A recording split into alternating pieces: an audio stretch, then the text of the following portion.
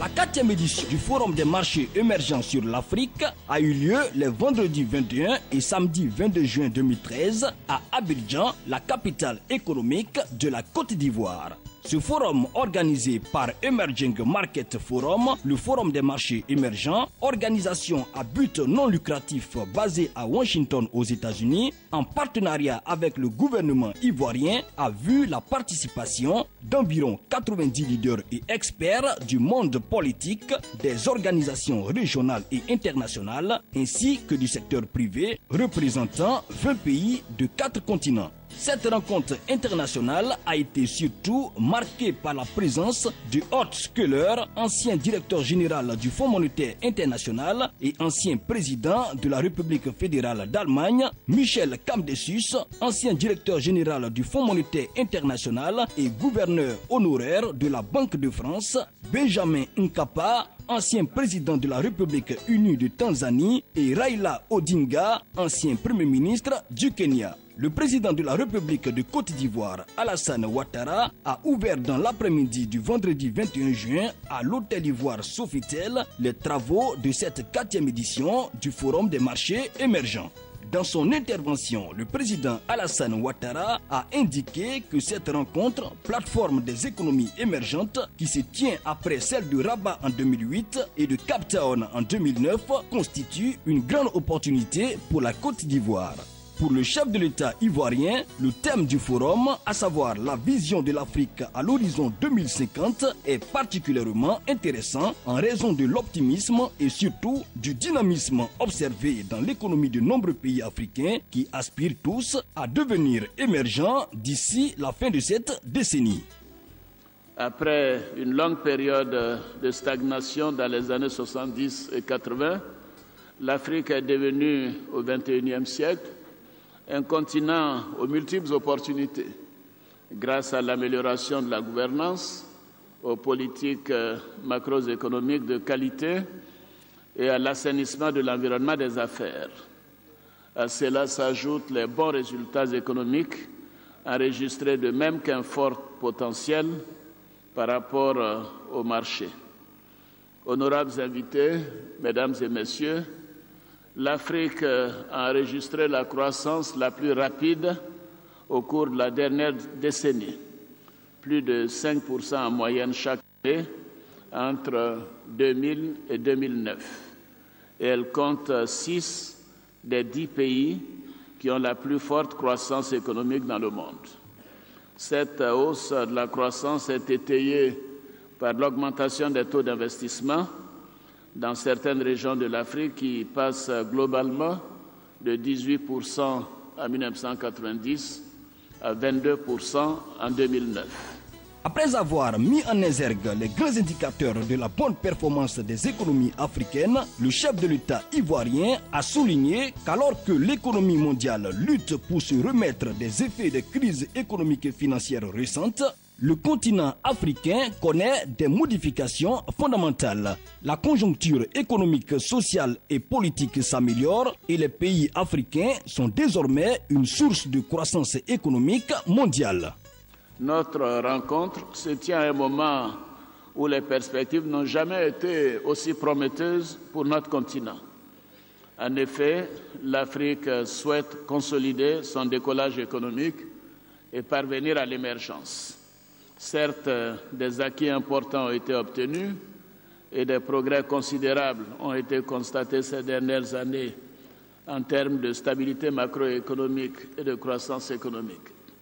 Il reste toutefois de nombreux défis à relever par nos pays avant d'atteindre l'émergence. Ces défis sont le niveau de pauvreté encore trop élevé, les inégalités sociales toujours répandues l'éducation et la santé qui présentent encore d'importantes faiblesses.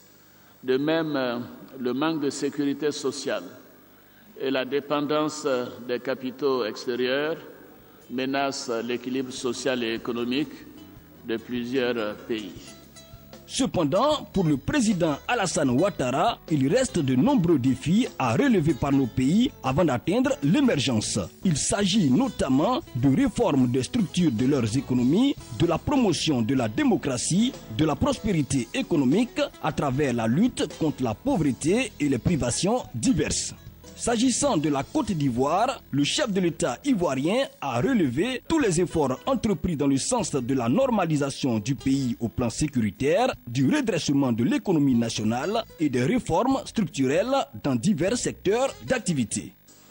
Pour parvenir à l'émergence que nous ambitionnons, une place importante devra être accordée à l'éducation, à la santé, à la recherche scientifique et technologique, afin de mieux doter cette jeunesse de capacités à affronter les défis nouveaux auxquels notre pays est confronté.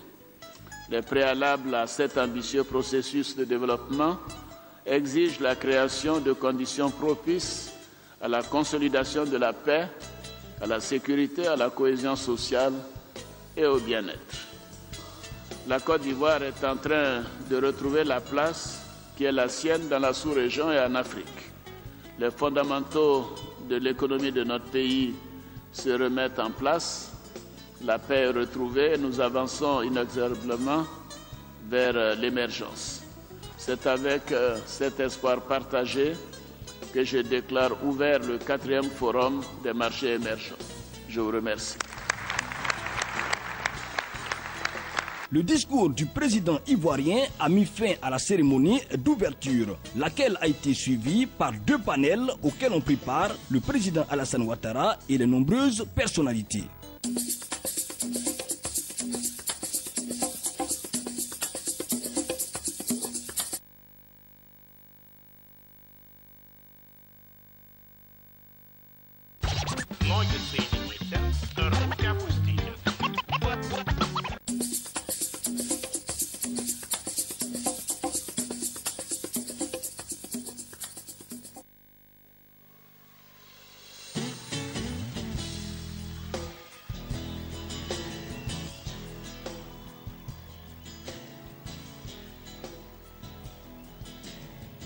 Tenue du 21 au 22 juin 2013 à Abidjan en Côte d'Ivoire, la 4e édition du Forum des marchés émergents sur l'Afrique a tenu toutes ses promesses. Cette grande rencontre internationale a rassemblé les leaders des gouvernements et du monde des affaires au niveau international afin de débattre des questions économiques, financières et sociales auxquelles les économies émergentes sont confrontées, avec pour objectif réduire les inégalités entre les pays en facilitant l'échange d'expériences, le débat politique et l'engagement du secteur privé pour atteindre l'objectif commun d'une croissance et d'un développement durable. Les discussions ont porté durant ces 2 jours sur les perspectives et stratégies de développement en Afrique. Dans le même cadre, les experts ont eu à plancher sur les questions du nouveau rapport de ce forum Afrique 2050, réaliser pleinement le potentiel du continent. Outre les conclusions de ce rapport, 5 principaux thèmes ont été soumis à la réflexion des participants, à savoir la vision Afrique 2030, la stratégie pour réaliser cette vision, la démographie, l'inclusion et l'équité et la gouvernance. Nous vous proposons un large extrait des interventions des participants lors de la première journée des travaux de ce forum. Si l'Afrique ne se libère pas de la formidable injustice dont elle est victime aujourd'hui, dans la manière dont ses ressources naturelles sont exploitées avec un degré élevé de spoliation des peuples d'Afrique. Il faut le dire comme c'est, il y a là un problème absolument majeur. Alors il se traduit de différentes manières, en particulier à travers les flux illégaux, illicites de financement, d'évasion fiscale. Or, il se trouve que précisément, il y a 3 ou 4 jours, le G8, particulièrement bien inspiré cette année, a annoncé des mesures radicales en ce qui concerne les grands pays industrialisés, de combat contre l'évasion fiscale, de combat pour une plus grande transparence dans les transactions dans ce domaine. Il me semble que le G8 a eu raison de mettre le doigt sur ces problèmes. Il se trouve que le G8 est autant frustré d'une certaine manière que les pays d'Afrique par l'évasion fiscale, parce que l'évasion fiscale dont vous êtes victime, les trésors des pays du G8 en sont aussi victimes. Il y a là probablement matière à une sorte de coalition entre le G8 et l'Afrique. Le NEPAD était fait pour ça, d'ailleurs, soit dit en passant, contre cette exploitation qui risque d'empêcher la réalisation de cette vision. Je pense qu'il y a là un sujet sur lequel nous devons nous arrêter. Puisque nous-mêmes, il y a seulement 2 ans, nous avions lancé une initiative de mener une étude prospective dénommée Côte d'Ivoire 2040, le défi du meilleur. Et à l'époque, quand nous avions pris cette initiative, certains nous ont dit, mais enfin, que vient chercher le secteur privé dans une réflexion aussi importante? Et lorsque nous avons reçu cette invitation, nous nous sommes dit, voilà que finalement les idées se rencontrent et nous avions bien notre place. Et nous avons remis les conclusions de notre étude, non seulement au président de la République, mais également à M. le Premier ministre. Et je voudrais donc maintenant faire les remarques d'ensemble sur le rapport. Pour répondre à la première question, est-ce que les leaders reconnaissent que cette vision est possible? Oui, la vision est possible. Pas facile à réaliser, oui, pas facile à réaliser parce qu'elle est ambitieuse. Mais je pense qu'il faut s'appuyer sur le philosophe grec Sénèque qui dit qu'il n'y a de vent favorable que pour ceux qui savent où ils vont. On a souvent reproché aux Africains d'être réactifs et d'agir devant l'urgence, de ne pas être assez provenant, de ne pas être proactif et de ne pas avoir de vision. Pour une fois, nous avons une vision. Nous n'allons pas nous plaindre. Nous devons justement voir que cette vision nous permettra de savoir où nous devons aller. Ce que nous apprécions justement dans le rapport, c'est que pour une fois, ce n'est pas que la volonté politique. Parce que souvent dans nos forums africains, quand nous nous retrouvons, on dit toujours qu'il faut de la volonté politique. Cette fois, il n'y a pas que de la volonté politique, nous sommes tous associés, nous sommes tous acteurs. Nous avons chacun une part à prendre. Quelle que soit notre position, en tant que leader, nous avons une position à prendre. Quelle que soit notre génération, nous avons une position à prendre, puisqu'il s'agit de travailler sur 50 ans. Donc ça veut dire que nous sommes ensemble responsables de cette vision. Sa réussite dépendra de nous tous. Donc chacun de nous a à prendre sa part. Et c'est ce qui fait que nous nous réjouissons de cela, parce que nous sommes, comme on dit, dans un même bateau. Donc c'est une chance de voir la vision se réaliser si nous nous mettons ensemble. Parce que là, on se rend compte que c'est ensemble que nous réussirons ou nous périrons ensemble. Donc nous devons réussir. Si nous voulons que la vision soit réalisable, il faut que nous ayons de la détermination. La détermination, elle ne viendra pas que des décideurs, mais de tous les fils de l'Afrique. Et on peut déjà dire que nous avons amorcé le chemin pour la réussite. Quand je vois qu'on a réussi à mettre ensemble, pour une fois, et je crois que c'est peu de le dire, ensemble, décideurs politiques, universitaires, leaders d'opinion et les hommes d'affaires, je crois que c'est un bon début.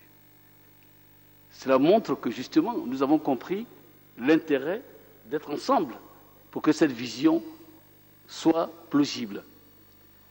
Et pour moi, c'est la preuve patente que nous avons pris le bon chemin. nous avons eu des indicateurs, ça veut dire que les vents que nous avons sont favorables. Et comme quelquefois le vent est fort, il faut que nous puissions maîtriser certains indicateurs. C'est pour cela que, pour y arriver, nous devons, dès aujourd'hui, dès maintenant, faire face à certaines difficultés. Le rapport, je l'ai dit, est très bien. C'est un rapport que j'ai parcouru de bout en bout.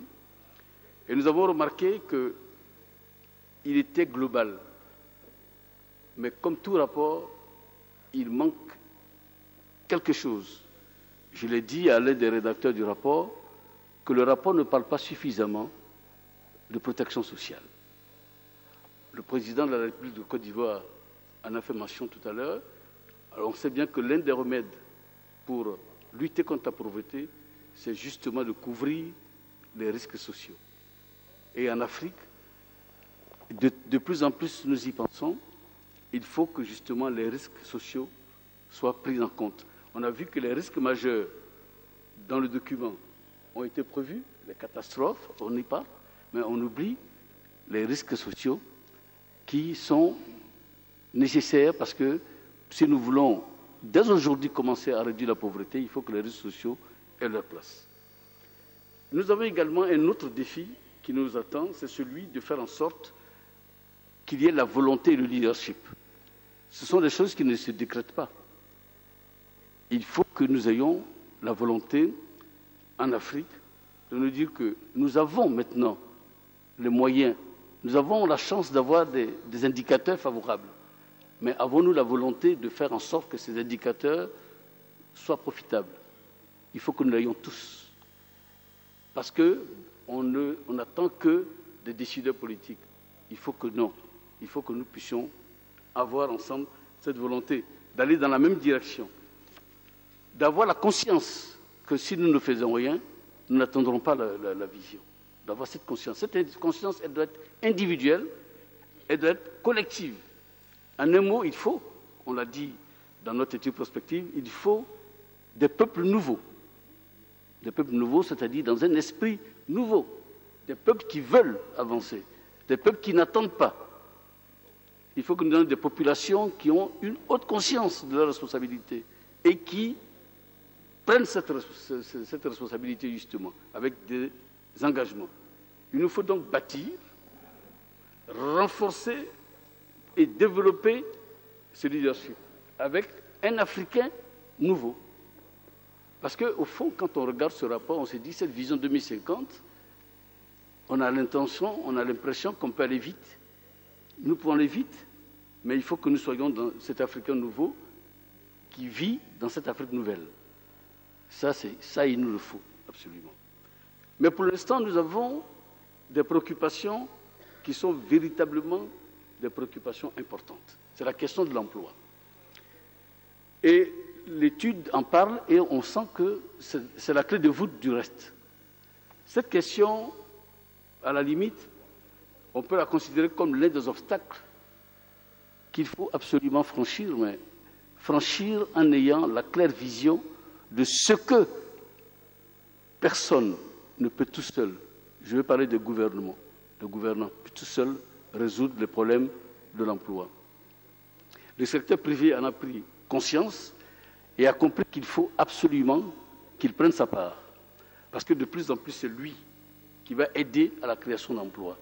C'est lui qui va être le moteur de la croissance et permettre l'auto-emploi en Afrique.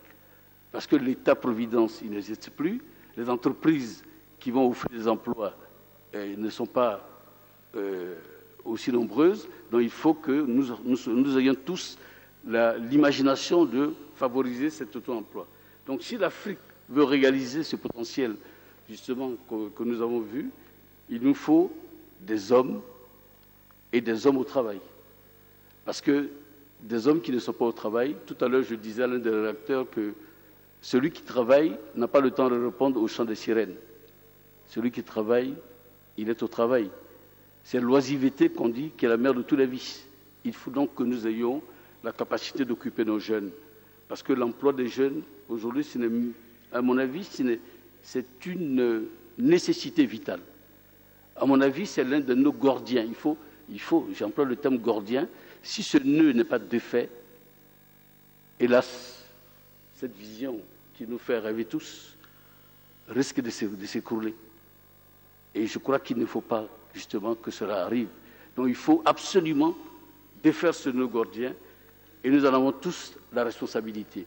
Nous ne pouvons pas la laisser sur les épaules que les seuls hommes politiques, que les décideurs. Nous avons tous, chacun, à prendre notre part. Et en tout cas, le secteur privé ivoirien, en tout cas lui, il est déterminé à apporter sa part au gouvernement, à l'accompagner dans la volonté d'offrir des emplois aux jeunes, parce que pour nous, c'est l'une des voies qu'il faut absolument emprunter.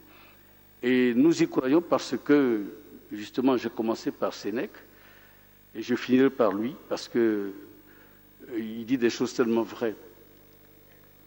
Ce n'est pas parce que les choses sont difficiles que nous n'osons pas. C'est parce que nous n'osons pas qu'elles sont difficiles. Il faut que nous osions tous pour l'Afrique. L'Afrique a besoin que ses enfants osent. Et je crois que nous qui sommes réunis ici, nous sommes le porte-flambeau de cette Afrique qui va oser. En tout cas, c'est tout le mal que je souhaite à notre Afrique. Je vous remercie.